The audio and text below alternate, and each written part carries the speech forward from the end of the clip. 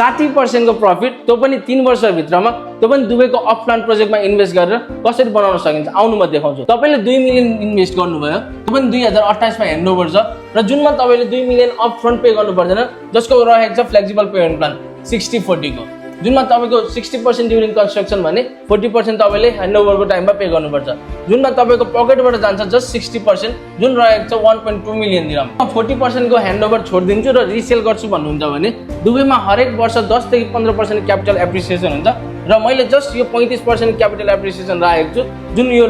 Minimum capital appreciation हो, जुनमा तपाईले 7 लाख दिरहम इजिली प्रफिट कमाउन सक्नुहुन्छ र तपाईको इन्भेस्ट गर्नुभयो 1.2 मिलियन दिरहम र तपाईले रिटर्न पाउँदै हुन्छ 7 लाख रुपैयाँ दिरहम प्रफिटमा। र तपाईले आफै एकचोटि क्याल्कुलेट गरेर हेर्नु र तपाईको प्रफिट हुन्छ 60% र तपाईले अब लङ टर्म हेर्दै हुन्छ र म जस्ट छोडिदिन्छु म रेन्टल गर्छु भन्नु भने नि तपाईले इजिली बनाउन सक्नुहुन्छ 9% को रेन्टल र तपाईले इजिली गोल्डन भिजा पाउन सक्नुहुन्छ फ्रीमा, त्यो पनि तपाई र तपाईको फ्यामिलीको लागि। इफ तपाईले नि यो क्याल्कुलेसन बुझ्नुमा र जस्ट 2 मिलियन इन्भेस्ट गरेर 60% को प्रफिट कमाउनु छ भने सम्पर्क गर्न सक्नुहुन्छ मलाई।